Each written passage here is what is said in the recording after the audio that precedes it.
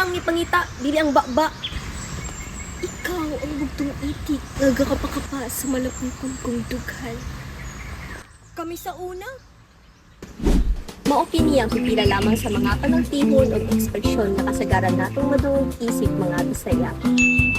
We understand them because they reflect our culture, humor, values, and shared experiences.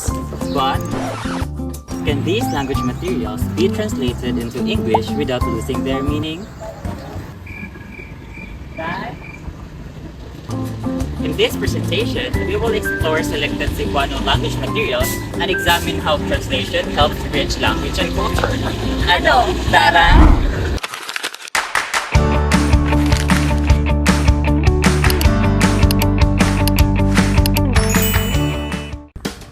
Cebuano or Bisaya is an Austronesian language spoken in the Philippines, particularly in the central and southern regions, including Cebu, Bohol, and many parts of Mindanao. There are over 20 million speakers of Cebuano, making it one of the most widely spoken languages in the country. Cebuano is known for its rich vocabulary, which incorporate words from Spanish, English, and other Philippine languages. It is a lingua franca in the Visayas and Mindanao regions, used in media, education, and everyday communication. The Cebuano language reflects the rich traditions, beliefs, and way of life of the Cebuano-speaking people. Known for their hospitality, resilience, and strong sense of community, Cebuanos continue to preserve their customs through festivals, music, dances, and family-oriented practices. One of the most famous cultural celebrations associated with the Cebuano people is the Sinulog Festival, which showcases their deep faith and vibrant culture. Through this, we hope to provide a better understanding of the Cebuano ethno-linguistic group and appreciate the diversity and richness of the Philippine languages and cultures. Nak? Nak? Ma! Palihog na gusto akong antipala di Ampi?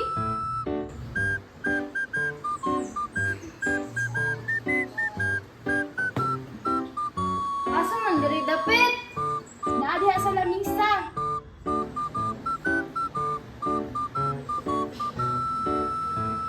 Wala man diri. Naa na lagi dira ah.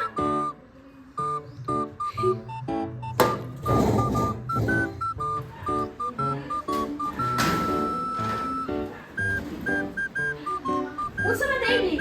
Mata lagi pagita dili baba. Wala mo ginadraw kanina.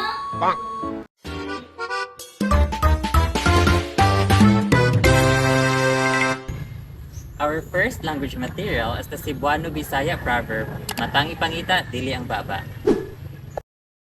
Among Cebuano speakers, the proverb is commonly used when a person is asked to look for something but immediately claims that it cannot be found without making a genuine effort to search.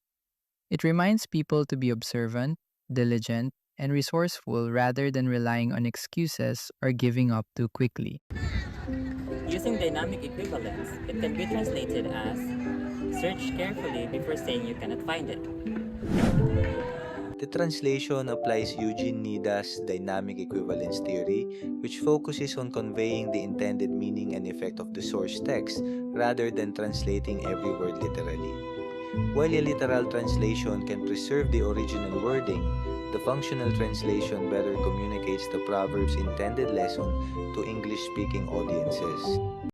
Strategy of modulation was employed to convey the intended meaning of the proverb from a different perspective.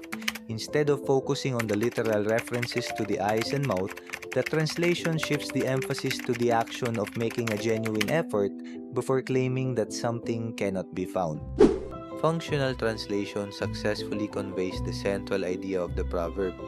One should search thoroughly and make an honest effort before concluding that something cannot be found. Although the wording differs from the original, the meaning remains equivalent.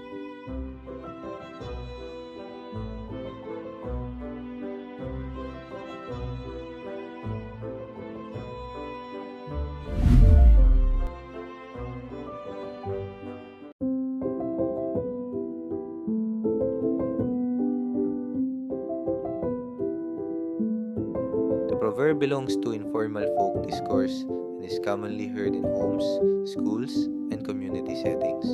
It is often used by parents, elders, and authority figures when encouraging attentiveness and perseverance.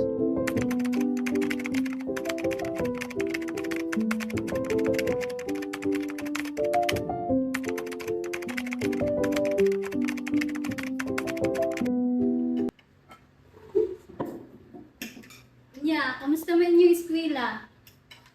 Kapoy sigmata og sayo. Gani, kapit kami saka sa atso. So, kami din sa una. Baktas kami pila ka kilometro para lang makaabot niya ng eskwelahan. Mutabok pa gani ni nga. Saka amo karon. Ayahay jud kayo mo kay dali ra mo makasakay, dali ra mo makakommute. Dali na ka minutes abot na mo sa eskwelahan. Pero kami sa una, baktas taon. Our second language material is the Cebuano expression, kami sa una. Using formal equivalents, it is literally translated as we before. Meanwhile, in its functional translation is back in our day. The expression kami sa una is a commonly used nostalgic expression in Cebuano conversations.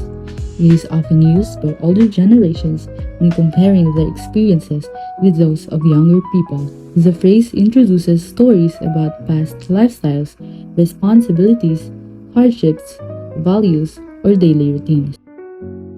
This translation applies dynamic equivalence because the literal translation we before sounds unnatural and incomplete in English. The expression back in our day produces a similar effect on English-speaking audiences because it immediately signals a comparison between past and present experiences. Meanwhile, the translation strategy applied is the cultural adaptation. Cultural adaptation was used to replace the original expression with a natural English equivalent that serves the same social purpose. The phrase back in our day is widely recognized in English-speaking cultures as an introduction to stories about how life used to be, making it an appropriate adaptation of the Cebuano expression.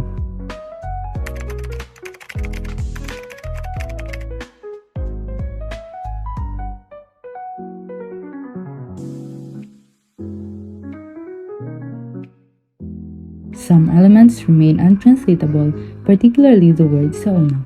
The word sa una literally means before or in the past, but its cultural meaning extends beyond a simple reference to time. In everyday use, it often evokes memories, nostalgia, and comparisons between generations. These associations are difficult to fully capture through direct translation alone. Regarding to register, the expression is informal, conversational, and reflective. It is commonly used in everyday speech, family discussions, storytellings, and social media posts that reflects memories and generational experiences. In audience consideration, for Cebuano audiences, the phrase immediately suggests stories about past experiences and generational differences. And for English-speaking audiences, a literal translation may sound incomplete. Therefore, the translation back in our day was chosen because it creates a similar expectation and cultural effect.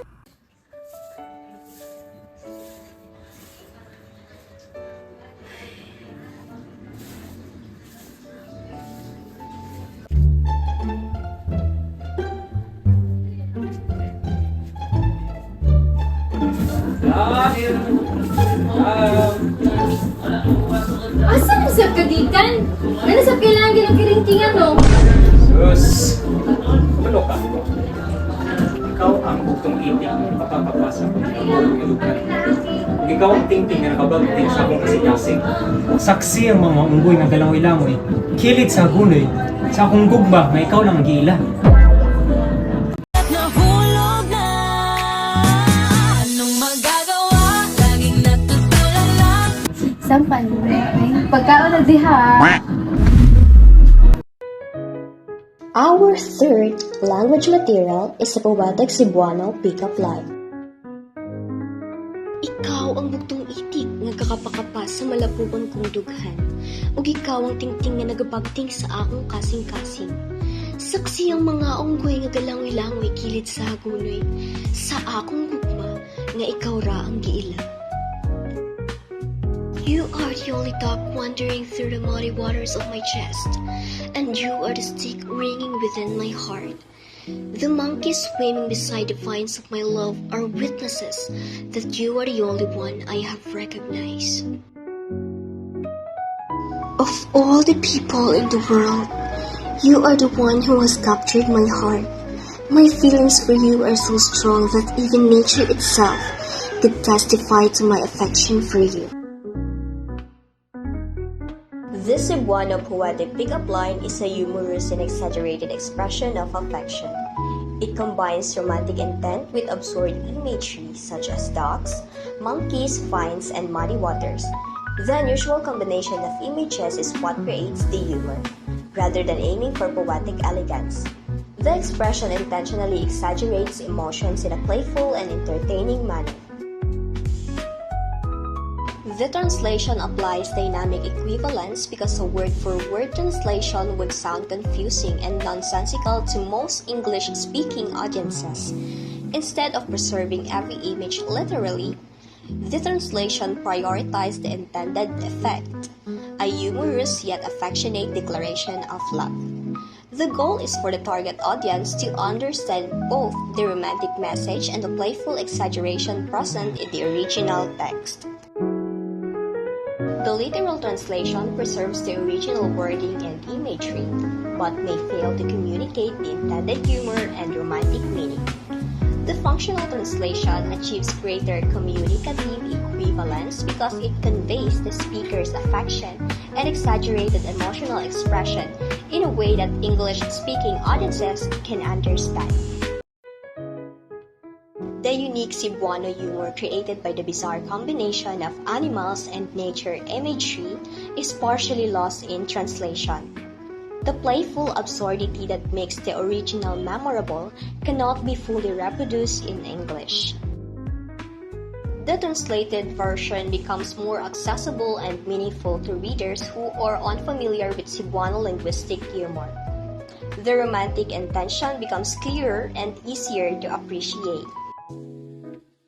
Several words carry cultural and numerous associations that are difficult to translate directly. Itik, duck; unggoy, monkey; hagunoy, vine; balapukon, muddy. These words contribute more to the comedic effect than to the literal meaning. While they can be translated individually, their combined humorous impact is difficult to recreate in another language. The language is informal, playful, and humorous. It belongs to contemporary social interaction and internet culture, where exaggerated expressions are commonly used for entertainment and light-hearted courtship. For Cebuano audiences, the absurd imagery immediately signals humor while still conveying affection. For English-speaking audiences, a literal translation may appear strange or incomprehensible. Therefore, a meaning-based translation is more effective in communicating the intended romantic message while retaining the playful tone. This presentation showed us that translation is much more than changing words from one language into another. Language indeed carries culture, emotions, humor, and experiences. One challenge we encountered was finding translations that remained faithful to the original meaning while still sounding natural in English. Some expressions work well when translated literally, while others require dynamic equivalence to preserve their intended message and effect. This experience also helps us appreciate how language reflects culture. Many Cebuano expressions contain values, perspectives, and experiences that are unique to our community.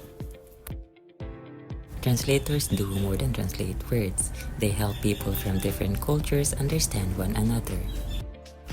As Cebuano speakers, this presentation deepened our appreciation for our language and heritage.